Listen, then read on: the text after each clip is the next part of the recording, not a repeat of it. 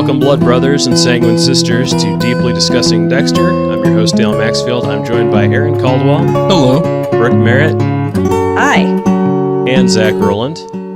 Hey. And today we are discussing Season 7, Episode 1, Are You? On this episode, Deb is very uncomfortable helping Dexter get away with murder. Mike Anderson and his contract expire.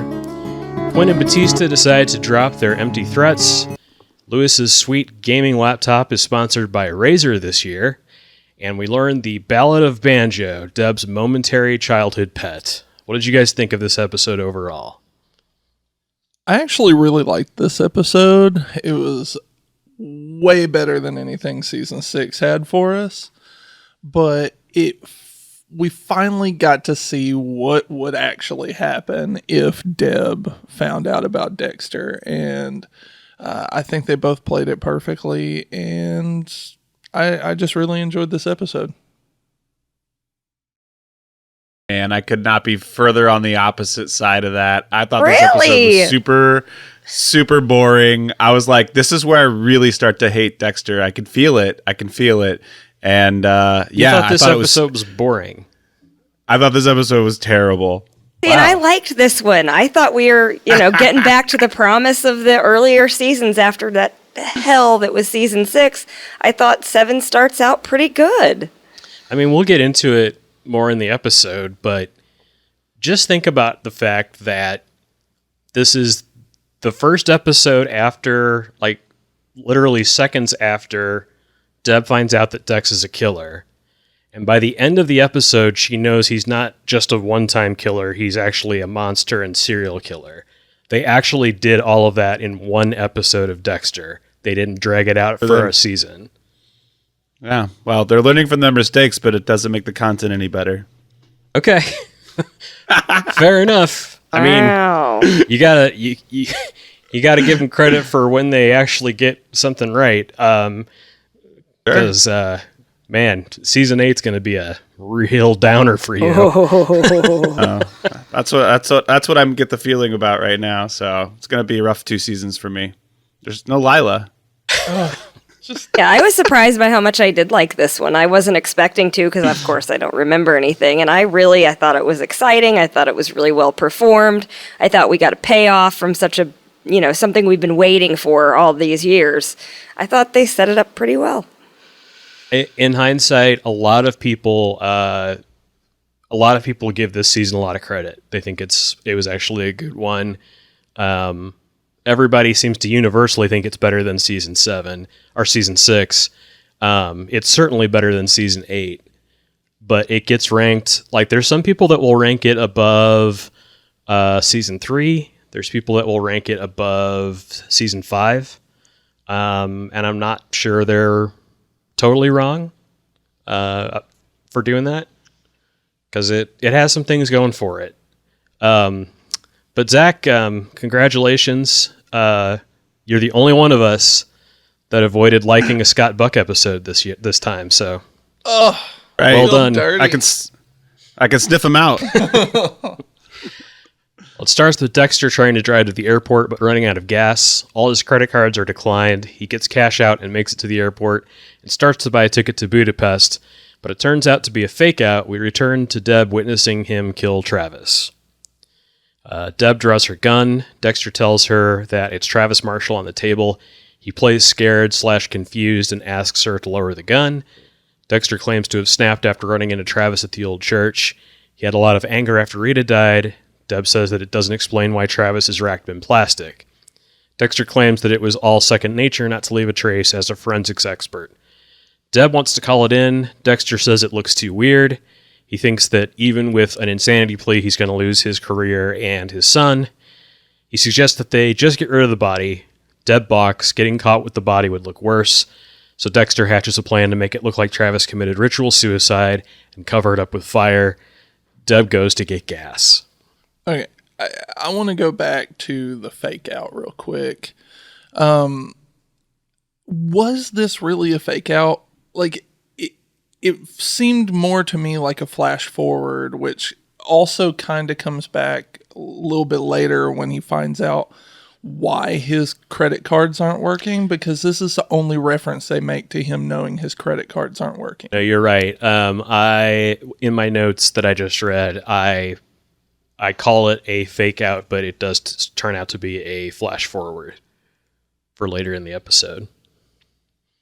I think it's just to get our adrenaline running that he's being chased by Deb, and that's not what's happening. It's actually something that happens later in the episode. So, yeah, that scene where they're together in the church, I think that's where I started to go awry a little bit, because I guess I just wanted him to own up to it right away, but then they're going to build up this whole Harry being like, I never wanted her to find out. I never wanted her to live this life story. And I was just like, why doesn't he just own up to it right away? Like, why doesn't he just be like, yeah, Deb, I'm a killer. I'm a serial killer. And then like drop a beat and, do it in like rap so that he can like explain to her what he does. Well, Deb hasn't had 30 years to get used to this like Dexter has. And he's also trying not to get arrested or shot by her in that scene. It's not like he sits her down and says, hey, I killed Travis Marshall, and there's a lot more to the story, so buckle up. Yeah, I mean, if she had come in and been like, hey, we need to talk about this, then maybe, yeah, I get it. But she immediately pulls her gun, and it's ready to go. Right, and with Deb, there is a real risk because she is so into her job as lieutenant. She really is, at her core, an honest cop. And so she is really conflicted at that point. So I can get why he's just trying to do anything to get out of it. And also, he spent his whole life escaping the truth of this. So, it's going to be a lot harder to just say, yep, you got me. Whereas right then, he's just in survival mode. Zach, do you feel like by the end of the episode, Deb knows what she needs to know, like that she's been filled in properly? A little bit. I think there's holes. I mean, she has to do the work to find the information. He's not forthcoming about it. But by the end of the episode, right, I feel like she's caught up. Like she knows that he is a monster. He's a serial killer. Yeah. Yeah, she gets the needed information in terms of making her next judgment call of what she's going to do. And I get that. I just So, I mean, to turn it around, if this first scene had been, okay, you caught me in the act, and I'm a serial killer, and I've been killing people since I was 20, and I'm also the Bay Harbor Butcher, and I also did this, and I also did this, and I also did this. Like, doesn't that rob us of the slow burn of Deb figuring all of this out, which they could have stretched over an episode, and I'm grateful to them for not doing that they took this episode to do it. But for them to just do that all in one scene, I feel like would have been a complete waste of the biggest reveal left on the show. Yeah, I get that. I can sympathize with it. I'm just a rip the Band-Aid off kind of guy. But I totally understand why they went the route that they went. It's a little bit more in tune with being like realistic for the most part, as opposed to being kind of crazy, which is where like, some certain shows can sometimes go where there's like, we're not even going to hold back anymore. So, they're pumping the brakes on season 7, which they need to do. I mean, it's the difference between it happening in a scene and happening in an episode. And I think an episode is a perfectly fast way to go. Like knowing these writers, it's really quite amazing that they didn't stretch this particular part of the story out over 2 or 3 episodes at the minimum. And they don't. And part of that too is that when season 6 ended, Showtime signed everybody back for 2 final seasons of Dexter. So they had 7 and 8, at least the basic story figured out by the time they were shooting the beginning of season 7. And that, I think that's another thing that is telling in how they're pacing the story out, in that they're not just they're not just building up to this season's finale, they're building up to the series finale, but they have 24 full episodes to do it instead of just one season. So there's a flashback of Deb as a child playing with a puppy. Harry tells his wife that they have to get rid of it, period. He whispers, "Don't even think about it," to a tween Dexter. As Dexter starts working on Travis's body, he drops the blood slide he collected into a drain. Deb and Dexter set the church on fire and leave. They end up sitting by the ocean until the call comes in to come to their crime scene. Angel buys Dexter's story. Deb distracts Masuka so that Dexter can snag a piece of plastic that he forgot. LaGuerta sends Deb out to talk to the press, and momentarily alone, LaGuerta fishes the blood slide out of the drain. I don't really know what to say about this scene. There's so much that has to go exactly right for this to happen the way it did. And the drain only being like 2 inches deep. Mm-hmm. Really? And how did she see the blood slide that was down in a drain that she couldn't see into from where she was standing? But I guess it does give us the LaGuerta is actually a cop feel there for a moment. Yeah. Well, and I mean, this is the inciting action for her arc of the season, which is that she now has an idea that something's not right about this Travis Marshall suicide, and that the slides look awfully familiar. So I think it's fine. I didn't really have an issue with it. Just I'm used to everything about LaGuerta being embarrassing, so That's fair. And I figure she was the only one to look down the gutter because she's always looking down at everyone. So that's how she figured that out. Dexter gets home and finds that Lewis has been using his computer without permission. Jamie collects Lewis and they leave. Dexter checks that his slides are okay and realizes he doesn't have Travis's slide. Lewis tries commiserating with Jamie about what a dick Dexter is, but Jamie defends Dexter. We see Lewis's laptop screen. It turns out he's been canceling Dexter's credit cards. That is one complaint I do have. I don't care about Lewis at all, and I'm ready for that to be over. Because they have such a strong storyline going with Deb that we don't need all this. I really don't know why they brought him in. Like, if they brought him in before they knew they were going to get canceled. And they weren't canceled. The crew actually said, we want to stop making the show. And Showtime said, you can stop making the show if you make 2 more seasons. Okay, it feels like the entire point of Lewis is just tossed to the side. So it kind of felt like they were going to build to something and then realize they didn't have enough time. That's what it felt like.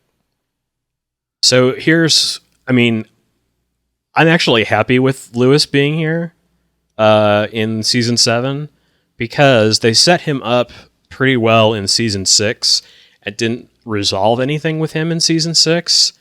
And it's very unlike the show to bring back a guest character from a previous season and actually continue the narrative about them. So I'm glad that he's back for however long he ends up being back. As opposed to like what they do with Mike in this episode, where they just bring him back to kill him off because they don't have anything for him to do. So I kind of like Lewis. I like the threat of him. I like that he has a different skill set than Dexter does. He's not like a violent serial killer as far as we know. He's just a really good hacker. And somehow between season 6 and season 7, I guess he traded in his Alienware computer for a razor. Which I just did a couple of weeks ago, so... Well, I mean, like... I'm Team Lewis, I guess. If if Zach can change his computer as often as he does, like, we got to let Lewis have his too. I got a limitless supply of computers, just to let you know. What do you have to... Apple sponsors this podcast secretly, but I get all the benefits. What are you doing to Tim Cook to get all those, man? Man, oh man. I'm cooking him some apples.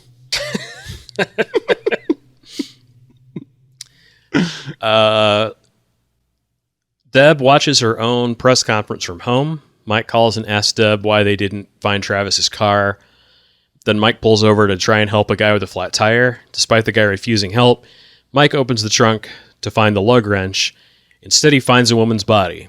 The motorist shoots Mike down, then puts a kill shot into Mike's head. He wipes down his side of the car and leaves it there with both bodies. I didn't know wiping down fingerprints could be so easy. Just a little bit of towel, a little bit of elbow grease, and you're off scot-free.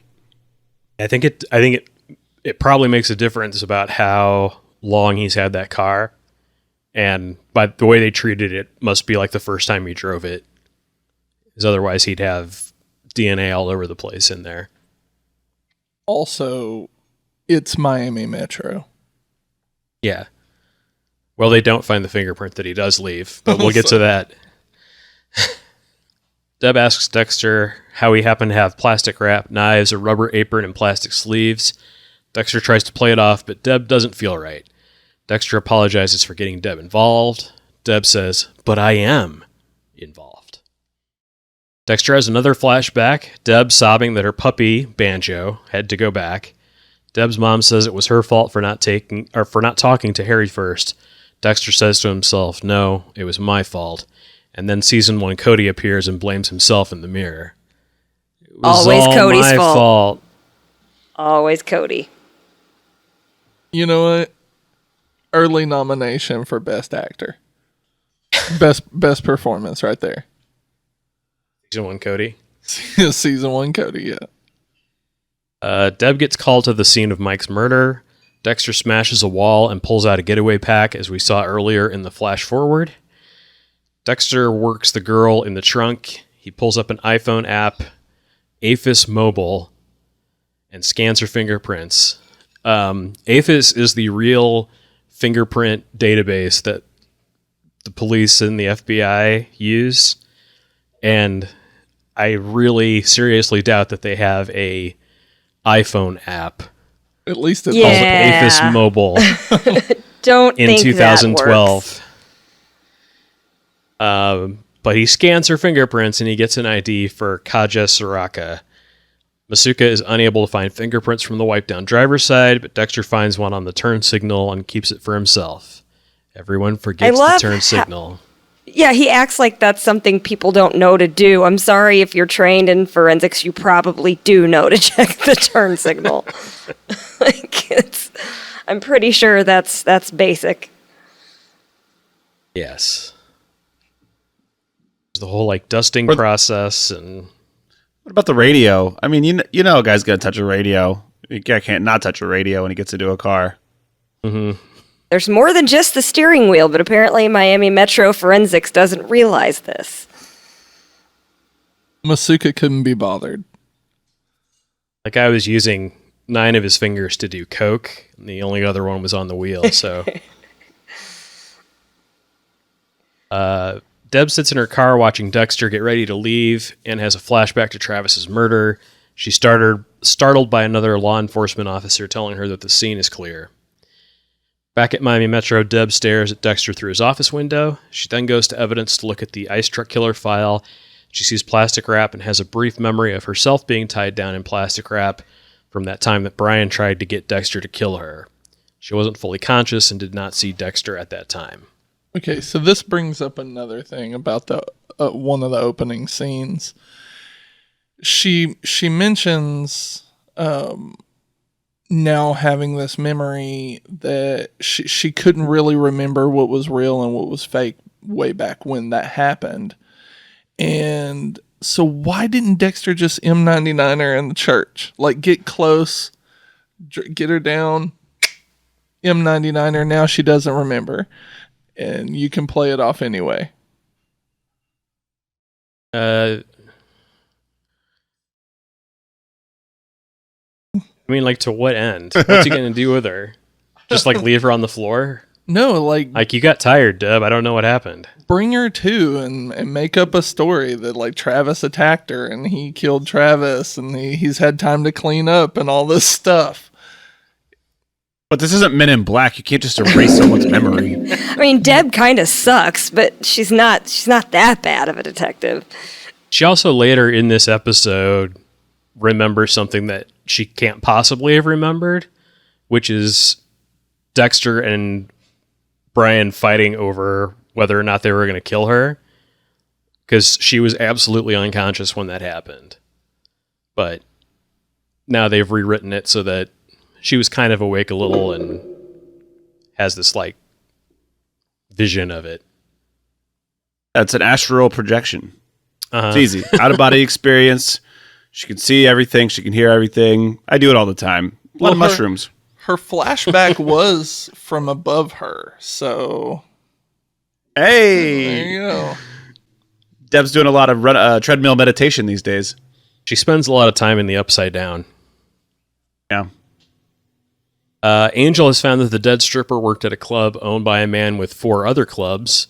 Miami Metro fans out to canvass the clubs and look for evidence of money laundering. For some reason. Deb tells Dexter that she had a flashback of being on Rudy/Brian's table. She can barely remember it, but Dexter was somehow able to perfectly duplicate it. Dexter tries to deflect by asking why Deb was there. Deb apologizes for all the questions, but she's trying to make sense of what happened. Dexter tells her it's not going to make sense. Deb leaves, and Dexter wishes to himself that she'd leave it alone. His clandestine print turns up a match for a Victor Baskoff. He rushes off, and Deb sees him as the elevator doors close. She checks his computer and sees his wallpaper, a picture of Deb, Harrison, and himself blowing bubbles. Adorbs. Dexter searches Victor's apartment and finds his shirt with the blood and GSR on it. He also finds a laptop with an airline itinerary for a flight from Miami to Kiev, leaving soon. Dexter gets to the airport and has a repeat of the conversation from the flash forward we saw earlier. He buys a ticket to Budapest with a fake passport and over $1,000 in cash. Dog track is his explanation for the money. TSA asks him about his syringes, and he bluffs about having diabetes. He locates Victor. A lot of quick lies. This guy's good at improv. And none of it is suspicious at all. Completely viable. Nobody would want to check any of that out. Now, the show is trying to tell us that Dexter is after Victor and keeping him to himself because he feels out of control about the Deb situation, and killing is the only thing that makes him feel like he's in control. And that's how it justifies this. But this is like 110% against the code. This is something that he should let Miami Metro take care of. He should have turned in the fingerprint, so on and so forth. Sometimes you just gotta get yourself under control by killing someone. It's an everyday thing. Yeah, I think it was Joseph Stalin that said that. Yes, thank you. That's the exact quote I was thinking of. Either that or Joseph Quinn. One of the two. Quinny. Speaking of which, Quinn and Angel shut down a strip club. Angel asks the manager for a list of employees.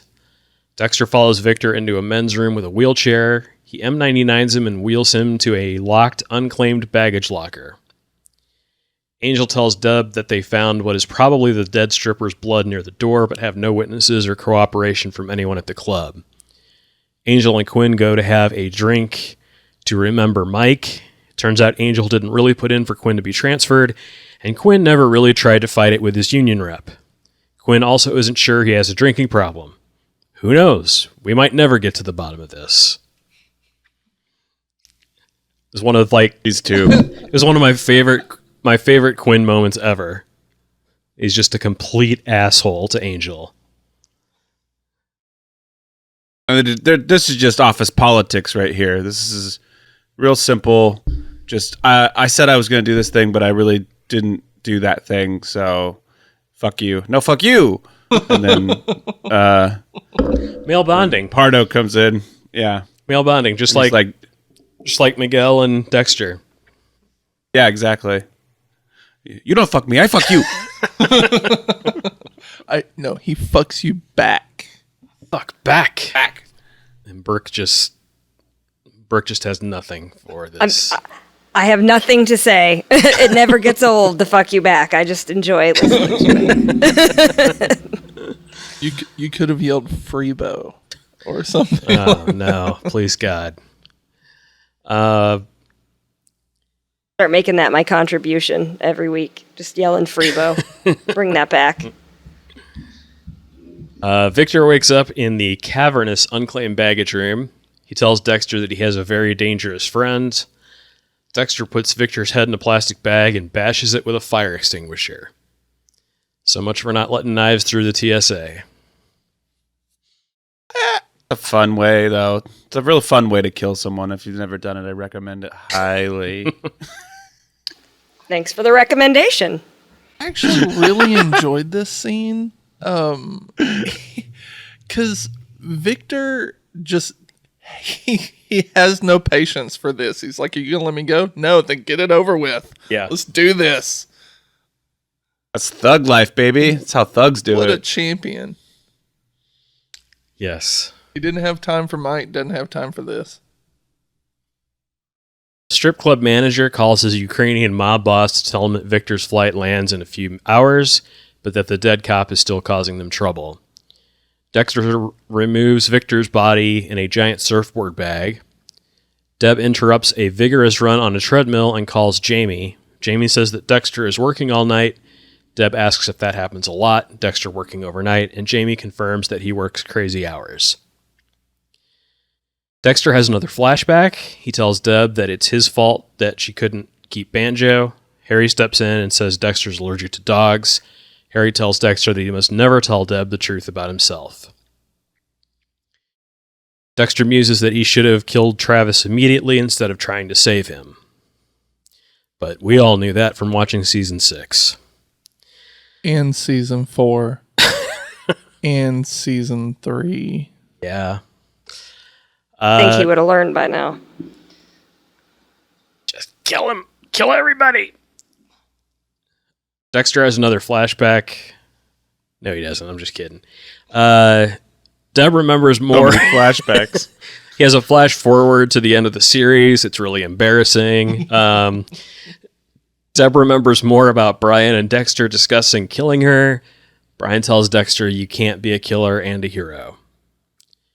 So she overheard that line, which she absolutely did not hear in season 1. Right, and we have proof. Roll the tapes, Johnny. And all your Tim Cook money has to go to Showtime now. LaGuerta asks Masuka if Miami Metro ever takes blood slides at crime scenes. He says they don't. They use swabs. The only Miami Metro person to take blood slides was Dokes for his side gig as the Bay Harbor Butcher. LaGuerta snags the blood slide as she leaves Masuka.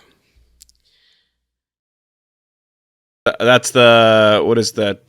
His thing he freaks out about, like chain of command or whatever. The Chain of custody. Yeah. chain of custody right there. Blew it again. This guy is awful at chain of custody. It's awful in a lot of ways. Mm-hmm. He really is. Picking interns. Speaking. Dexter gets home and finds his apartment tossed. Deb has his knives, blood slides, and the ice truck killer mannequin arm on a coffee table. She says, "Did you kill all these people?" Dexter says, "I did." She says, "Are you a serial killer?" Dexter says, "Yes," and closes his eyes. End of episode. Shots fired. I'm just going to say it. This was a great episode of Dexter. I loved it. I think loved so, it. too. It was so good. I don't know. Maybe our standards are just so low, And maybe Zach just has a better line of quality control here, but I thought it was really here's good. The thing. Like, since they cheaped out at the end of season 5 and had Deb unknowingly let Dexter go, it's been like, come on. Let's explore what would happen if Deb finds out. We want this to happen. We want to see this play out. We want to see somebody that cares about Dexter actually find out about him again. Because he hasn't had anyone that knows like who he is since Lumen. She wasn't really helpful to him. She was his project, not somebody that helped him out. And this is a time where the show really needed that reboot or that some kind of rejuvenation because it was just so blah last season. I mean, beyond blah, it was just terrible. And this was the best time for them to do it after failing to do it in the beginning, because that was the only way you could keep people hanging on to that story after that whole misstep with the Deb in love with Dexter thing. Which is kind of, when you have that in the back of your mind in this season, as we're watching the beginning, that does kind of put a little bit of a damper on it, knowing what had just gone down right before this. But I'm going to just pretend none of that happened so far. I think it helps explain why she doesn't immediately arrest him. Like, it helps make her a little bit more reluctant even than if she just cared about him as his sister. Like, there's an argument to be made for that, but no, that wasn't my favorite choice that they made either. I think it would have been just as effective with the brother-sister thing. I think more effective, really, because the love storyline's just too bizarre. Yeah. Well, and he has not had this kind of, like he hasn't had a personal life challenge since Rita died, and he hasn't had a professional life challenge since Dokes, and to some degree Lundy, but Lundy was never as close as Dokes was to finding out who he was. I mean, Dokes figured out who Dexter was by the end of season 2.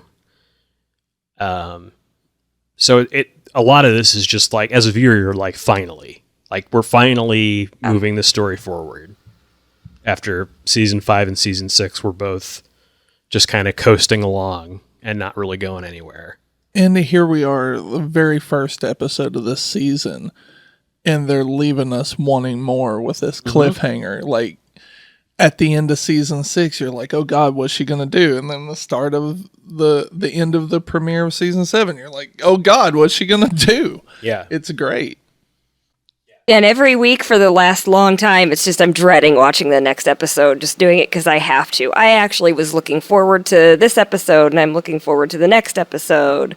And it's been a while since there's really been any kind of cliffhanger or any kind of suspense from one episode to the next. And the first shot of her when he gets home, I could clearly see the knives, and I was like, oh God, she got into the knives, but I don't see the blood slides, so maybe he's okay. And then in the next shot, the blood slides are clearly like right next to her, and she points at him and says, did you kill all these people? It's just like, for this show to move that fast is really impressive. And it's like, we know all of this is coming. We're dealing with it all right now. And I find that exciting, as opposed to, Deb spending 3 episodes debating about whether she's going to tell LaGuerta about it or not, and then finding out more, and then Lewis tells her about the arm and Dexter has it or something like that. And there's a lot of really silly writing tricks they could have used to drag this out, but they didn't. And the performances in this episode were really good too. I mean, You can't not mention how they are just so strong, those two together in these scenes. Michael C. Hall and Jennifer Carpenter are just incredible in this episode. Absolutely. Well, this was directed. Yeah, Go ahead, Zach. They had good chemistry.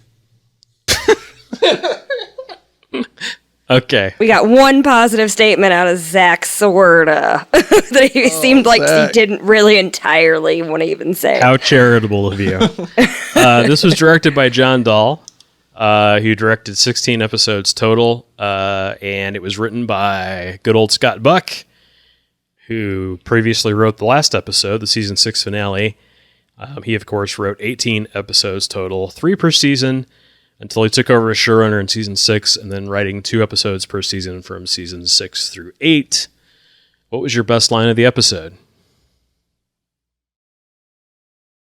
Mine's not even... Best oh, line. Go ahead. Go ahead, Zach. Oh. I want to hear yours. Yeah, let's just get me out of the way. Deb says it's been a fucked up couple of days. I'm like, yeah, it has, Deb. Mine, it wasn't so much the line, it's just the point at which it's said and the scene in which it's done. Just when Deb looks up at him and says, "Did you kill all these people?" Just such a well-delivered line, and that scene was so good. See, mine came from the same scene, but it was, "Are you a serial killer?" Like the broken look on her face when she delivered that line was just, it was heartbreaking. Scene was so good.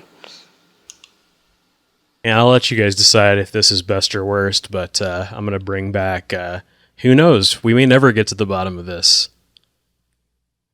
I have that as my worst line. Okay. Well, what's everyone else's worst line? I actually thought that line was pretty funny. His delivery of it was so funny. I really enjoyed that. I went with "It's my fault," just because anytime somebody says something is their fault, it's yeah. a flashback to Cody. Season 1 Cody still haunting us. Always. I actually did not write down a worst line. You could pick something that Zach said since we started recording. God. This was a terrible episode. That'll do. You know, here we go. How about the performance of the episode? Terrible?